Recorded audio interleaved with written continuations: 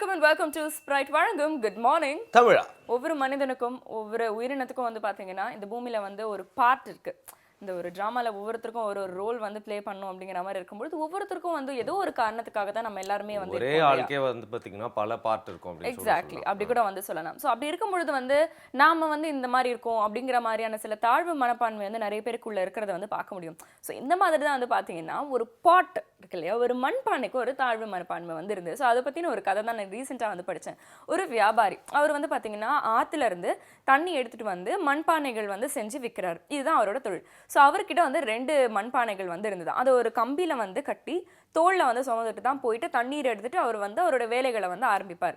ஆனால் இதில் ஒரு மண்பானையில் வந்து பார்த்தீங்கன்னா வந்து ஓட்டை இருந்திருக்கு. அதனால தினம் அவர் வந்து தண்ணீர் எடுத்துட்டு வரும்போது அந்த ஓட்டை வழியாக வந்து தண்ணீர் வந்து கீழே சிந்தி சிந்தி சிந்தி அவர் எடுத்துட்டு வரும்போது பாதி ஹாஃப் தான் வந்து இருக்கும். இதனால வந்து அந்த ஓட்டை இருக்கிற அந்த பானைக்கு வந்து ரொம்ப ஒரு மாதிரி மன கஷ்டமாயிடுது. ஏன்னா இதை நம்மளால இந்த மாதிரி ஒரு சின்ன வேலை தான், இதை கூட செய்ய முடியலையே, ஆனால் அந்த இன்னொரு பானை வந்து ரொம்ப பெருமிதமாக இருக்கு, ரொம்ப ப்ரைடாக பார்த்தியா நான் வந்து எவ்வளோ அழகாக வந்து கொண்டு வரேன், நீ வந்து ஓட்டையாக இருக்க அப்படிங்கிற மாதிரி வந்து மட்டம் தட்டிகிட்டே இருக்கு.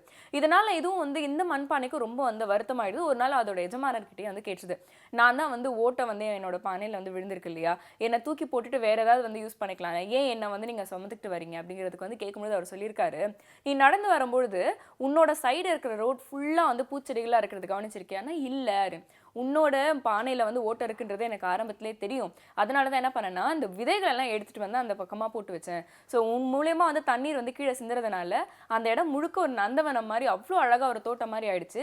அந்த பூக்களெல்லாம் எடுத்து நான் வீட்டுக்குள்ள வந்து பூஜைக்கும் மிச்சத்தை வந்து நான் வந்து விற்று அது மூலயமாவும் பணம் ஈட்டிட்டு இருக்கேன். ஸோ உனக்கும் இதில் வந்து ஒரு பார்ட் இருக்கு அப்படின்னு சொல்றாரு. அடேங்கப்பா, ஒரு கம்ப்யூட்டரே கதை சொன்ன மாதிரி இருக்கு. அதாவது பார்த்தீங்கன்னா காலையிலே இவ்வளோ எனர்ஜி இருக்கவங்க தான் வந்து படப்படன்னு மாதிரி ஒரு நல்ல கதை சொல்ல முடியும். நம்மளாம் வந்து கம்ப்யூட்டர் மாதிரி இல்லை கூட ஒரு கால்குலேட்டர் மாதிரி ஒர்க் பண்ணோம்னா வல்லமை கொள்ளணும். ஸோ இந்த பகுதியில் இருந்து ஒரு நல்ல விஷயத்தை கற்றுக்கலாம்.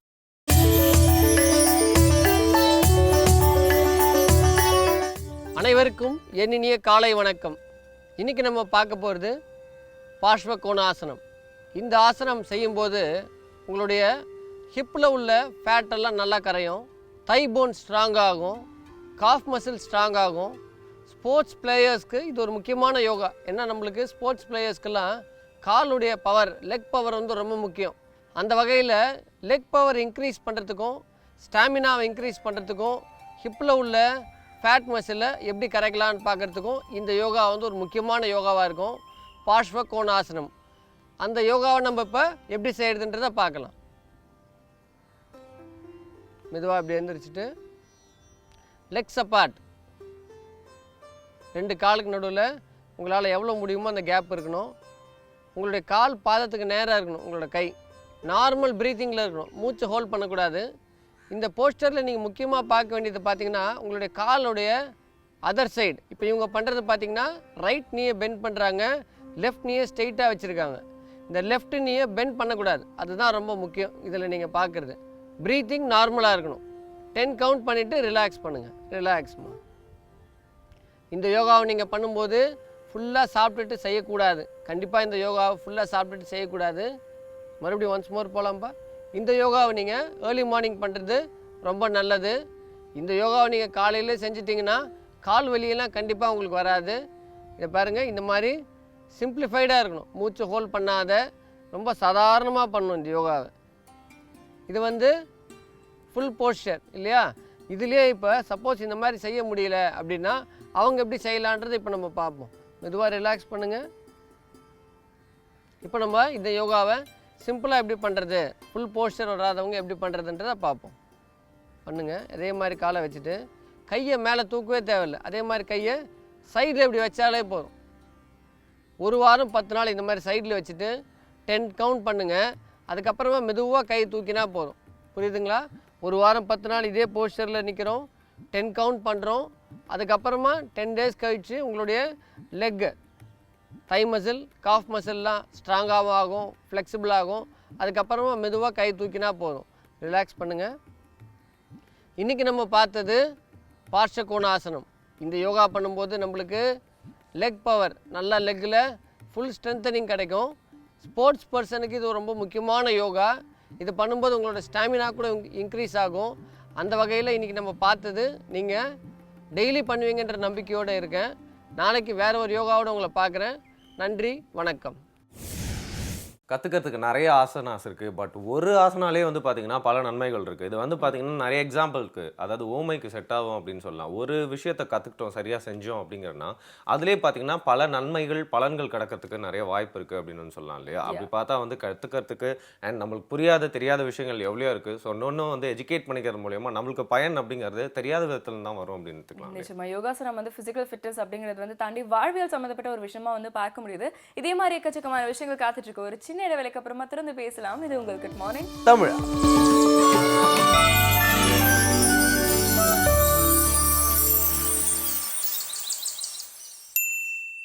Welcome back. இது உங்கள் ஸ்ப்ரைட் வழங்கும் good morning Tamil. Doctor Bharathi அவர்கள் வந்து நிறைய விஷயங்கள் உணவே மருந்து அப்படிங்கிற ஒரு பகுதியில் வந்து நம்மளுக்கு வந்து சொல்ல போறாங்க. நம்மளுடைய அந்த பாரம்பரிய உணவு ஒரு தொடக்கம் அப்படின்னு சொல்லக்கூடிய மில்லட் சிறுதானியங்கள் குறித்து தான் வந்து பேச போறாங்க. நிச்சயமா சிறுதானியங்கள் பற்றி பேசுறதுக்கு வெவ்வேறு விதமாக பலர் வந்து இன்னைக்கு பார்த்தீங்கன்னா அவங்களோட முயற்சி எடுத்து அதை மக்கள் கிட்ட போய் திருப்பியும் கொண்டு போய் சேர்க்கணும் அப்படிங்கிற மாதிரி சொல்லிட்டு இருக்காங்க. பட் இன்னும் நிறைய பேருக்கு அந்த அவேர்னஸ் போய் சேரல. அப்படி அவேர்னஸ் போய் சேர்ந்திருந்தாலும் அந்த ஹேபிட் ரொட்டீனுக்குள்ளே வரல அப்படிங்கிறனால தான் இதை வந்து திருப்பியும் உணர்த்தும் விதமாக பாரதி அவர்கள் அதை பற்றி பேச போகிறாங்க. பார்க்கலாம்.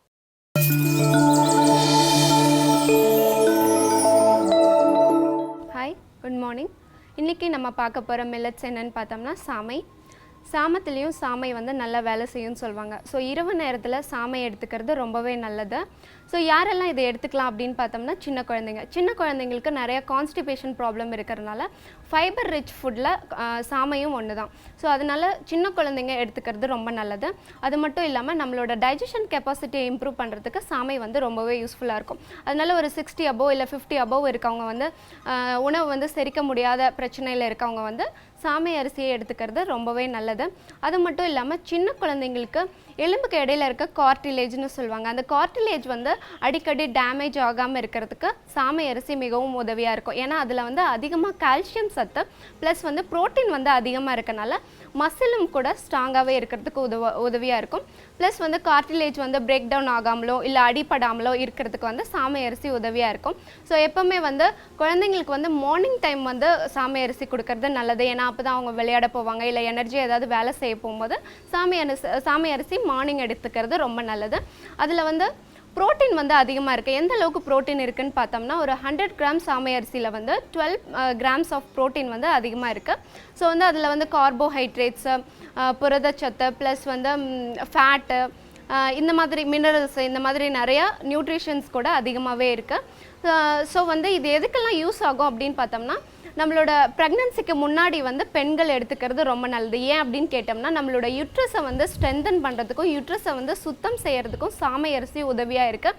அதை கண்டினியூஸாக கிட்டத்தட்ட ஒரு 1 year to 6 months வந்து டெய்லி பேசிஸில் எடுத்துக்கிட்டோம்னா நம்மளோட யுட்ரஸ் வந்து ரொம்ப ஸ்ட்ராங்காக இருக்கும். இந்த குழந்தை இல்லாத பிரச்சனையிலேருந்து கூட வெளியில் வர்றதுக்கு ரொம்ப நல்லது. ஆண்கள் வந்து நைட் டைமில் எடுத்துக்கிறது இன்னுமே நல்லது. இப்போ ஸ்போர்ட்ஸ் விளையாடுறவங்களுக்கு சாமை வந்து காலையில் எடுத்துக்கிறது ரொம்பவே யூஸ்ஃபுல்லாக இருக்கும். அது மட்டும் இல்லாமல் நம்மளோட இம்யூனிட்டி பவரை இன்க்ரீஸ் பண்ணுறதுக்கும் சாமை வந்து உதவியாக இருக்குது. அடுத்ததாக சாமையில் என்ன வெரைட்டி ஆஃப் ஃபுட்டெல்லாம் செய்யலாம் அப்படின்னு பார்த்தோம்னா சாமையில் லட்டு செய்யலாம். அது கூட நம்ம கரும்பு சக்கரை இல்லைனா பனை வெல்லம் ஆட் பண்ணும்போது இன்னுமே கொஞ்சம் அயன் அண்ட் கால்சியம் வந்து அதிகமாகவே கிடைக்கும். அது மட்டும் இல்லாமல் சாமையில் பாயசம் வைக்கலாம்.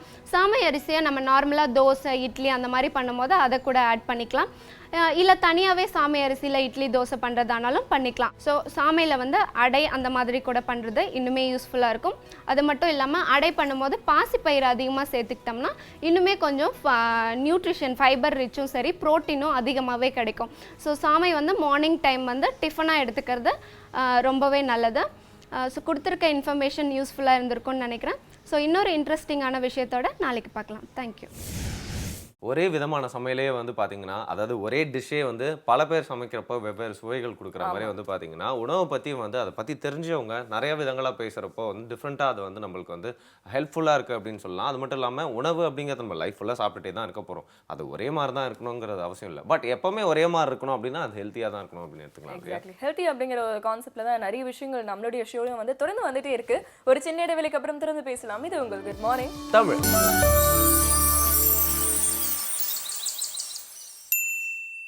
Welcome back. இது உங்கள் ஸ்ப்ரைட் வழங்கும் குட் மார்னிங் தமிழா. ஸோ திவ்யா செந்தில் அவர்கள் ஃபுட் ரிசர்ச்சர் அப்படிங்கிறது வந்து பார்த்தீங்கன்னா வந்து ஒவ்வொரு விஷயத்துக்கு பின்னாடி வந்து நிறைய காம்பினேஷன்ஸ் இருக்கும், நிறைய கான்ட்ராஸ்டான விஷயங்கள் வந்து ஃபுட்லேயே வந்து இருக்கும். ஸோ அந்த காம்பினேஷன்ஸ் அண்ட் கான்ட்ராஸ்ட்டை தான் நம்மளுக்கு வந்து ப்ரெசென்ட் பண்ணிட்டு இருக்காங்க. கான்ட்ராஸ்ட்னு சொல்லும் போது அந்த கலர்ஸ் தான் ஞாபகம் வருது. அவங்க கலர்ஸ் வச்சே நம்மளுக்கு எவ்வளோ விஷயங்கள் சொல்லியிருக்காங்க இல்லையா? எக்ஸாக்ட்லி. ஸோ அந்த வகையில் இன்னைக்கு வந்து பார்த்தீங்கன்னா ஸ்வீட் போஹா சாலட் அப்படின்னு ஒரு முக்கியமான ஒரு டிஷ் வந்து நம்மளுக்கு செய்ய போகிறாங்க. எனக்கு சுத்தமாக அதை பற்றி ஐடியாவே இல்லை. ஸோ வாங்க கற்றுக்கலாம்.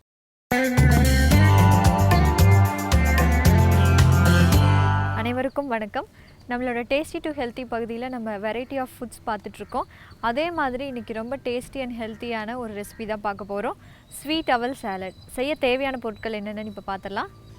அவல், பேரிச்சம்பழம், முந்திரி, திராட்சை, பாதாம், கீரணி விதைகள், வெள்ளரி விதை, நாட்டு சர்க்கரை, தேங்காய், நெய்.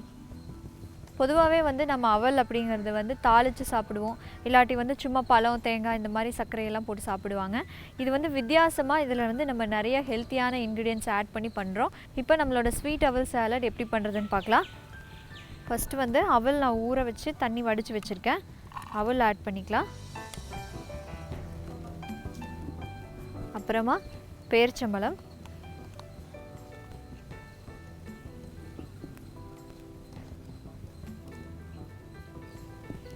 கீரணி விதைகள், வெள்ளரி விதை, முந்திரி, திராட்சை, பாதாம், நாட்டு சர்க்கரை,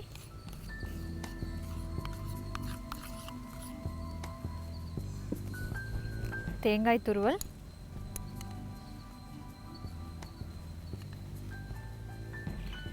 கொஞ்சமாக நெய். இதை வந்து நல்லா மிக்ஸ் பண்ணிக்கலாம். இப்போ மார்னிங் டைம் பிரேக்ஃபாஸ்ட்டுக்கு பார்த்தீங்கன்னா நம்மளுக்கு அவசரம் எதாவது பண்ண முடியல, அவசரமாக ஸ்கூலுக்கு அனுப்பணும், இந்த மாதிரி டிஃபன் பண்ணணும், இந்த மாதிரி இருக்கிற டைமில் நம்ம இந்த மாதிரி வந்து ரொம்ப ஹெல்த்தியான சாலட்ஸ் எல்லாம் பண்ணி கொடுக்கலாம். இப்போ பார்த்திங்கன்னா குழந்தைகளுக்கு ஸ்வீட் அப்படிங்கிறது வந்து பொதுவாகவே ரொம்ப பிடிக்கும். இப்போ இந்த கீரணி விதை, வெள்ளரி விதை இந்த மாதிரி நம்ம சீட்ஸ் எடுக்கும் போது வந்து நம்ம பாடியில் இருக்கிற பேட் ஃபேட் வந்து கம்ப்ளீட்டாக ரிமூவ் ஆயிரும்.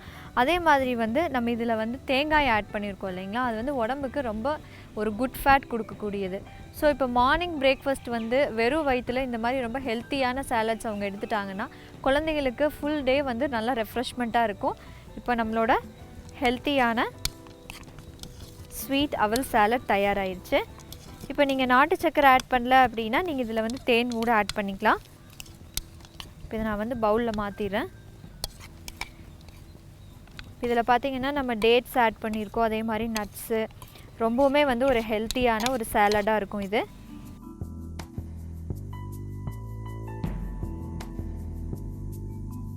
நீங்களும் இந்த ஸ்வீட் அவல் சாலடு உங்கள் வீட்டில் கண்டிப்பாக ட்ரை பண்ணி பாருங்கள். மீண்டும் நாளைக்கு ஒரு வித்தியாசமான உணவுடன் சந்திக்கிறேன். நன்றி, வணக்கம். ஸ்வீட் போஹா சாலட், அதாவது ஸ்வீட் அவல் சாலட் அப்படின்னு கூட சொல்லலாம். சூப்பராக இருந்துச்சு அப்படின்னு சொல்லலாம். ரொம்ப சிம்பிளான ஒரு டிஷ்ஷை நம்மளுக்கு சுவாரஸ்யமாக காலையிலே கொடுத்துருக்காங்க. அண்ட் இது ஒரு லஞ்ச் ஸ்நாக்ஸ் அது மாதிரிலாம் நம்ம எடுத்துக்கூடாது, ஒரு பிரேக்ஃபாஸ்ட்டாகவே எடுத்துக்கலாம் அப்படின்னு சொல்லலாம் இல்லையா? Because it's healthy ingredients content. ஆனால் அது நடுவில் கூட வந்து பார்த்தீங்கன்னா இந்த ஒரு மிட் டைம் ஸ்நாக்ஸ் மாதிரி வந்து எடுத்துப்பாங்க, மிட் டைம் டிஃபன் மாதிரி எடுத்துப்பாங்க. அடடா, இந்த 3 வேளை சாப்பிட்ற பழக்கத்தையே மாற்றிட்டு இப்போ வந்து நான் கொஞ்சமாக 6 வாட்டி சாப்பிடுவேன். இன்னும் கொஞ்ச நாள் போனால் வந்து பார்த்தீங்கன்னா நான் 12 வாட்டி அதை வந்து கொஞ்சமாக சாப்பிடுவேன் அப்படின்னு போய்கிட்டே இருக்கும் போல இருக்கு. பட் நல்ல விஷயங்கள் வந்து கொஞ்சம் ஹெல்த்தியரான ஆஸ்பெக்ட்ல இருந்ததுன்னா நம்ம வந்து ஏற்றுக்கலாம் தானே. ஸோ இதே மாதிரி நிறைய விஷயங்கள் காத்துட்டு இருக்கு. ஒரு சின்ன இடைவெளிக்கு அப்புறம் தொடர்ந்து பேசலாம். இது உங்களுக்கு குட் மார்னிங் தமிழா.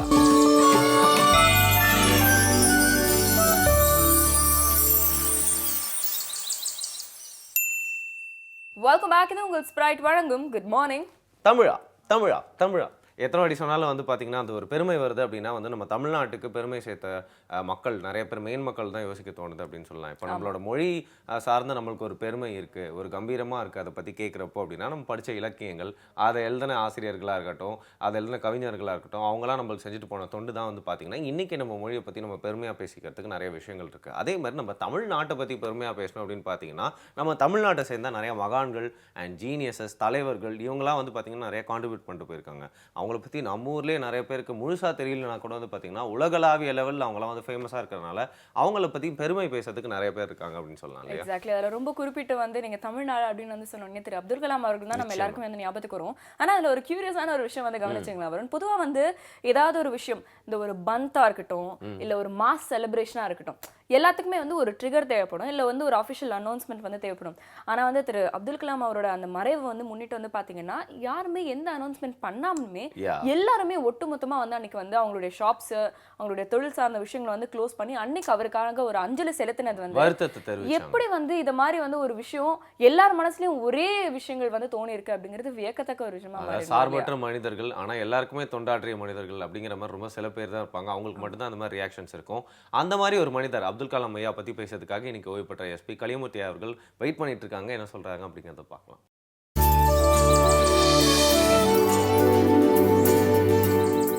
நண்பர்களே, இன்று மேதகு மாமனிதர், நம்முடைய அனைவர் மனதிலும் இடம் பிடித்த பெரியவர் திரு ஏபிஜே அப்துல் கலாம் அவர்களை பற்றி சில வார்த்தைகள் உங்களிடம் பேச விரும்புகின்றேன்.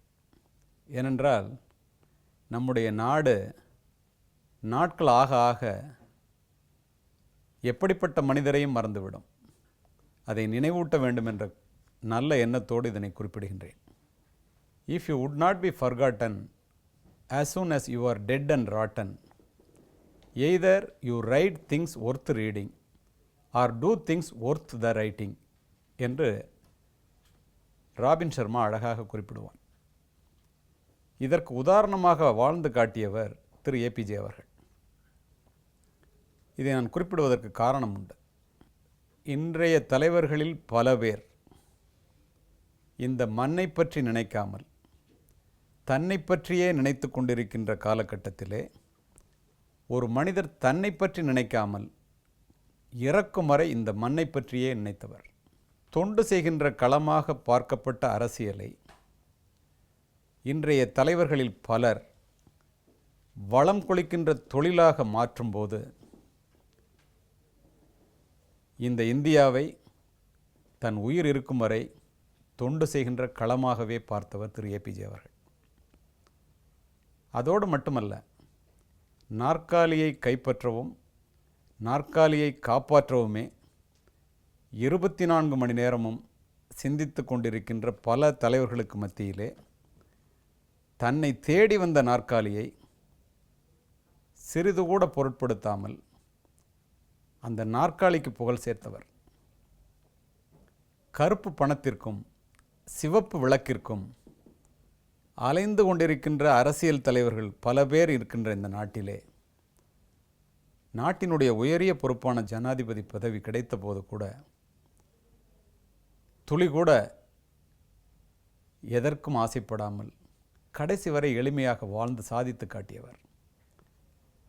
அடக்கம் அமரருள் வைக்கும், அடங்காமை ஆறிருள் உய்த்துவிடும் என்ற குரலுக்கு அவரே எடுத்துக்காட்டு என்பேன். அதே நேரத்திலே அடக்கமுடையார் அறிவிலர் என்றெண்ணி கடக்க முயல வேண்டா, மடைத்தலையில் ஓடு மீன் ஓட ஒரு மீன் வருமளவும் வாடி இருக்குமாம் கொக்கு என்பான்.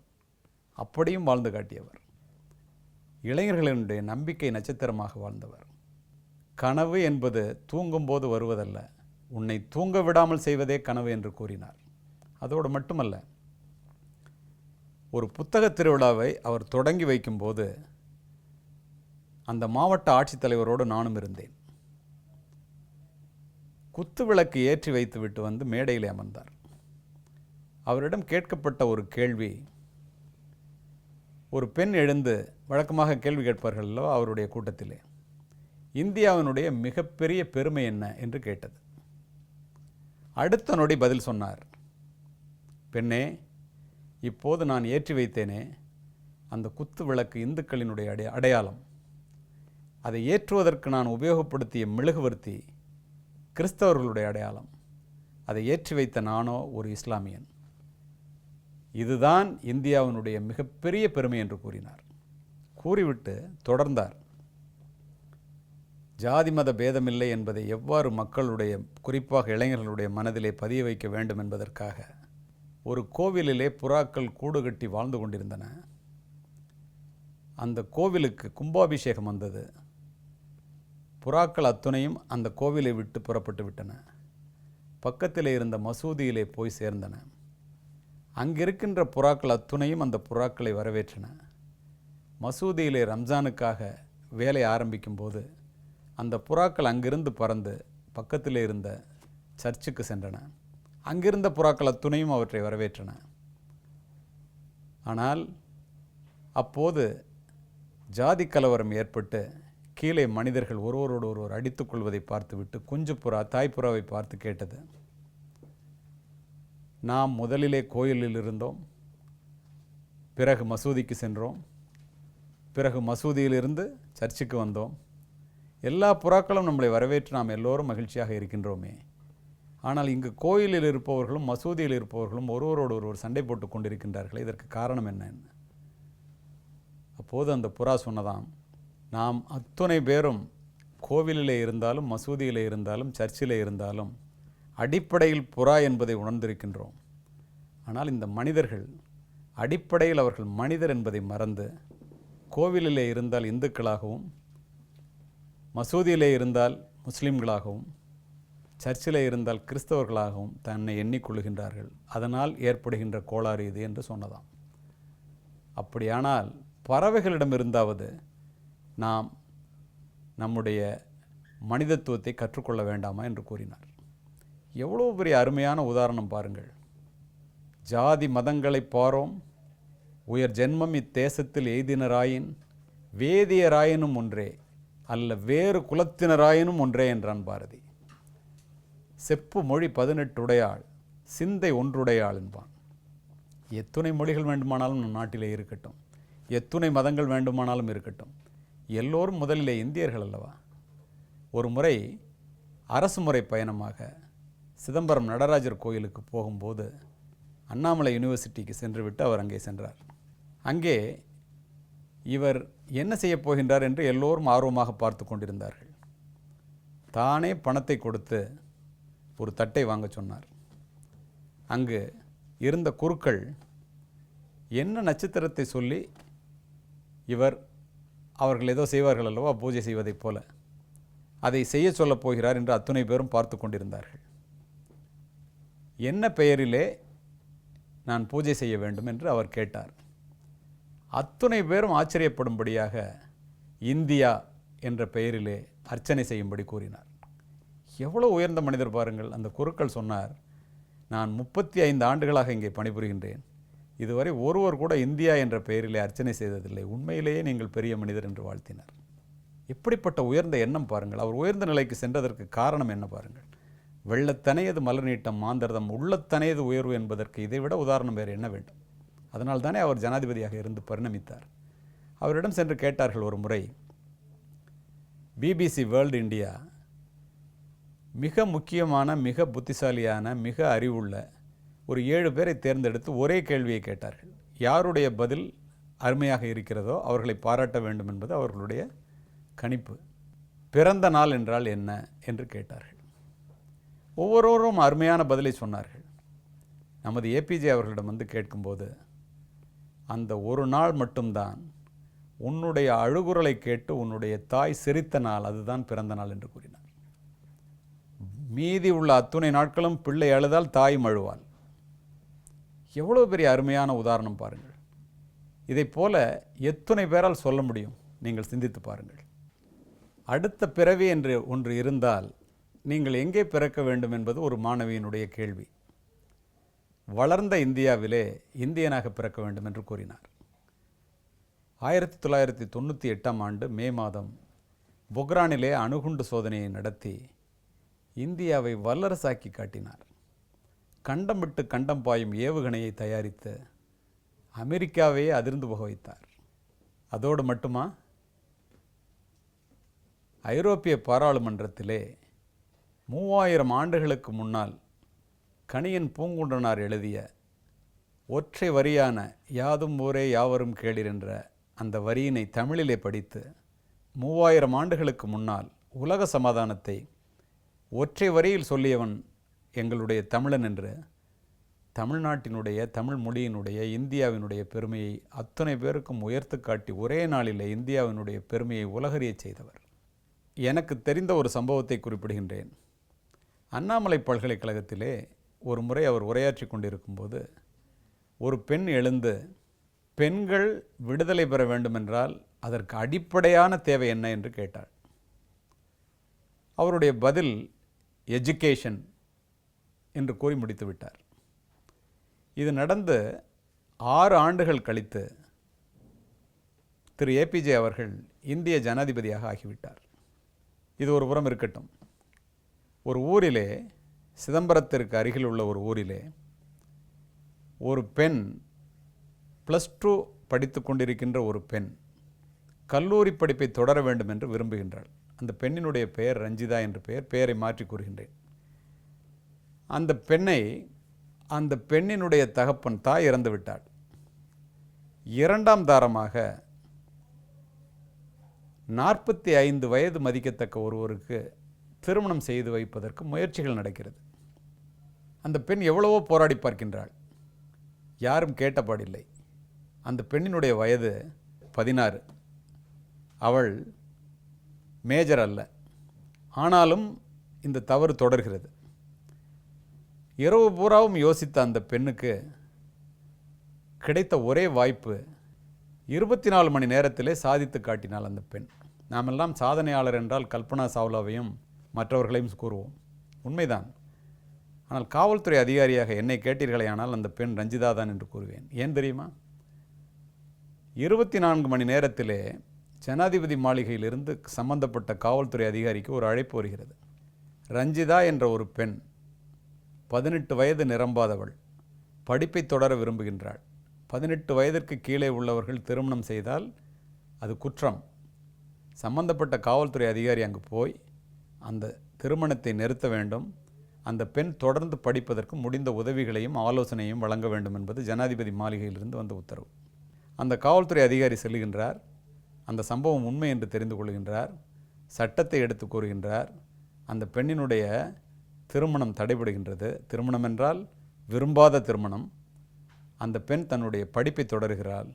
இப்போது அதே அண்ணாமலை யூனிவர்சிட்டியிலே அந்த பெண் பேராசிரியராக பணிபுரிகிறாள் என்றால் ஒவ்வொரு பெண்ணும், ஒவ்வொரு மாணவனும், ஒவ்வொரு மாணவியும், ஒவ்வொரு இளைஞனும் அப்துல் கலாம் அவர்களை தன்னுடைய நம்பிக்கை நட்சத்திரமாக பார்த்தார்கள் என்றால் இதில் இருவேறு கருத்துக்கு இடம் உண்டா?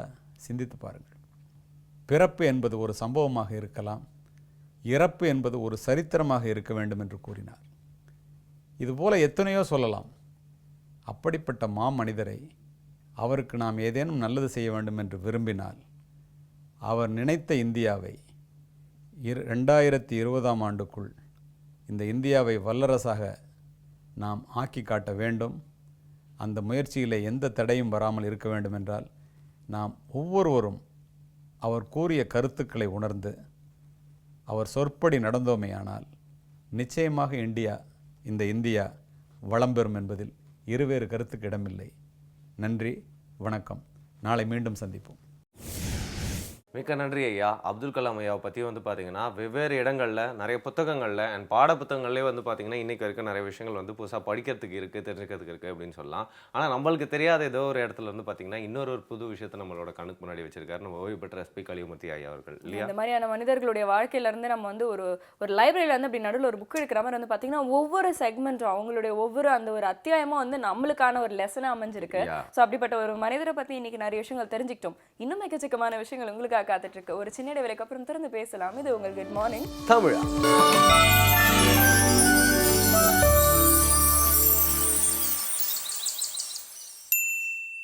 வெல்கம் பேக் டு ஸ்பிரைட் வழங்கும் குட் மார்னிங் தமிழா. இன்னைக்கு வந்து ஒரு கதை வந்து எப்படி நிஜ வாழ்க்கையில சாத்தியமாயிருக்கு அப்படிங்கறத பத்தி ஒரு விஷயம் வந்து செய்தி துளிகள்ல காத்துட்டு இருக்கு. அப்ப இன்னைக்கு செய்தி துளிகள்ல நிஜம் தான் நம்புங்கோ அப்படின்னே தலைப்பு போட்டுடலாம்.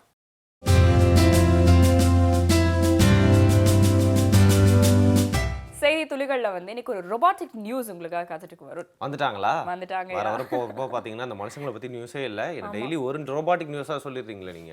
எக்ஸாக்ட்லி. ஏன்னா இது எனக்கே வந்து கொஞ்சம் பயம் கலந்த ஒரு விஷயத்தை தான் வந்து கொடுத்தது இந்த நியூஸ் படிக்கும் பொழுது. இன்னைக்கு ரோபோட்ஸ் வந்து நிறைய ஃபீல்ட்ஸில் வந்து யூஸ் பண்ண ஆரம்பிச்சிருக்காங்க. குறிப்பாக வந்து மெடிசனில் வந்து நிறைய விஷயங்கள், அதாவது இந்த சயின்ஸ் அப்படிங்கிறத தாண்டி அடுத்து வந்து மெடிசனில் தான் அதிகமாக வந்து யூஸ் பண்ணுறாங்க. அப்படின்னும் பொழுது இந்த கீஹோல் சர்ஜரி வந்து நீங்கள் கேள்விப்பட்டிருப்பீங்க. ரொம்ப மைன்யூட்டான ஒரு சர்ஜரி. இந்த கம்ப்யூட்டரோட உதவியோட வந்து இத்தனை நாள் வந்து டாக்டர்ஸ் போஸ்ட் பண்ணிட்டு இருந்தாங்க.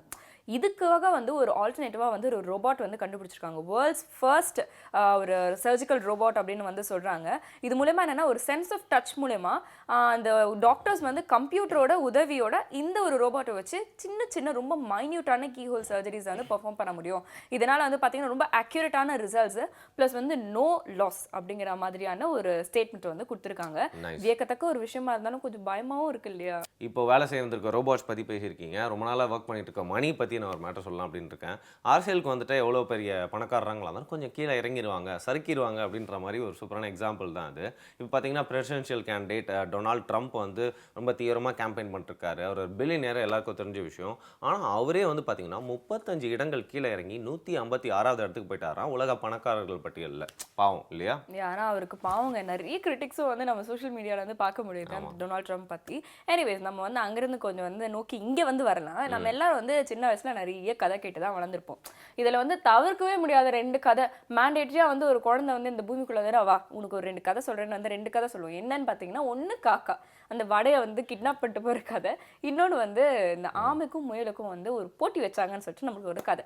இதை வந்து பார்த்தீங்கன்னா ஒவ்வொரு வருஷமும் இதுக்கான நிறைய வெர்ஷன்ஸை வந்து நம்ம மக்கள் ரிலீஸ் பண்ணிகிட்டே இருக்காங்கன்னும் பொழுது தாய்லாண்டில் என்ன பண்ணிட்டு இருக்காங்கன்னா, நீங்கள் கதையோட வெர்ஷன் ரிலீஸ் பண்ணிட்டு இருக்காங்க, நாங்கள் ஒரு நிஜத்தையே ரிலீஸ் பண்ணுறோம் அப்படின்னு சொல்லிட்டு உண்மையாகவே ரேஸ் கண்டக்ட் பண்ணியிருக்காங்க. ஸோ இந்த ரேஸில் என்ன பண்ணியிருக்காங்கன்னா, சும்மா ஒரு 6 அடி தான் வச்சுக்கோங்களேன், ஒரு டாட்டாய்ஸ் அதுக்கப்புறம் ஒரு முயல் 2த்துக்கும் வந்து ரேஸ் வந்து ஆரம்பிச்சிருக்காங்க. பின்னாடி வந்து 2த்தையும் வந்து புஷ் பண்ணியிருக்காங்க.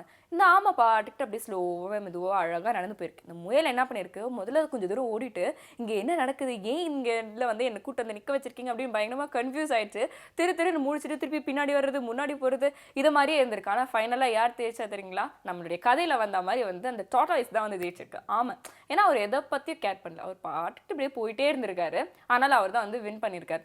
இந்த வீடியோ வந்து எடுத்து வைரல் ஆக்கியிருக்காங்க சோஷியல் மீடியாவில். ஓகே, இதை நான் வந்து ஒத்துக்க மாட்டேன், நம்ப மாட்டேன். ஏன்னா ஏற்கனவே வந்து முயலுக்கும் அமைக்கும் யாரும் அந்த கதையை காட்டி இந்த ஸ்கிரிப்ட் படியே நடந்துக்கோங்கன்னு சொல்லியிருக்காங்க. ரியாலிட்டி ஷோவில் வர மாதிரியே வந்து அவங்களை ஆக்ட் பண்ண வச்சிருக்காங்க அப்படின்னு நினைக்கிறேன். அப்படியே திருப்பியும் நான் வந்து மணியை பற்றி பேசாமல் இருக்க முடியாதுங்க. ஏன்னா மணியை அவாய்ட் பண்ண முடியுமா? 23rd ஸ்ட்ரைட் இயராக வந்து பார்த்தீங்கன்னா நம்மளோட பில் கேட்ஸ் தான் வந்து நம்பர் 1 ஸ்பாட்டை ரீட்டைன் பண்ணியிருக்காரு உலக பணக்காரர்கள் பட்டியலில். என்னதான் வந்து டொனால்ட் ட்ரம்ப்க்கு வந்து சர்க்கிள் ஏற்பட்டாலும் நம்ம பில் கேட்ஸ் எப்போவுமே அந்த இடத்துல வந்து சும்மா நச்சு நிற்கிறாரு அப்படின்னு சொல்லலாம். அப்பப்போ வந்து வேறு யாராவது வந்து ஒரு பில்லியனர் பட்டியலில் அவளை அடிச்சுட்டு ஃபர்ஸ்ட் பிளேஸ்க்கு வருவாங்க. ஆனால் அவங்களாலாம் 2 மாதம் கூட தாக்கு பிடிக்க முடியாமல் திருப்பி இவரே ஃபர்ஸ்ட் பிளேஸை ரீட்டைன் பண்ணிடுறாருனா ஏன்னா இவரோட ப்ராடக்ட் அப்படி இருக்குது. இன்றைக்கி வரைக்கும் எந்த ஆஃபீஸாக இருந்தாலும் என்எம்எஸ் ஆஃபீஸ் தான் வந்து கலக்கிட்டு இருக்கு அப்படிங்கிறது வந்து ப்ரூவ் பண்ணிட்டு இருக்காரு. And congrats. அது மட்டும் இல்லாமல் பில்லியனர் பட்டியலில் வந்து நம்ம இந்தியன்ஸ் 5 பேர் வேறு இருக்காங்க அப்படிங்கிறது தான் ஹைலைட் பண்ண வேண்டிய ஒரு விஷயம். இந்த மாதிரி ஹைலைட்டடான நியூஸ் நிறைய வந்து பார்த்தோம். இதை தொடர்ந்து ஒரு தொடர்பு உங்களுக்கு காத்துட்ருக்கு. அதை பார்த்துட்டு இந்த நாள் ரொம்ப பிரிஸ்காக கான்ஃபிடென்ட்டாக பாசிட்டிவாக ஆரம்பிங்க. எக்ஸாக்ட்லி. திருப்பி நாளைக்கு மார்னிங் உங்களை வந்து சந்திக்கிறோம். அது வரைக்கும் பாபாய் சொல்கிறது உங்களோட பெஸ்ட் ஃப்ரெண்ட்ஸான வருண் மற்றும் சமயம். குட் மார்னிங் தமிழா.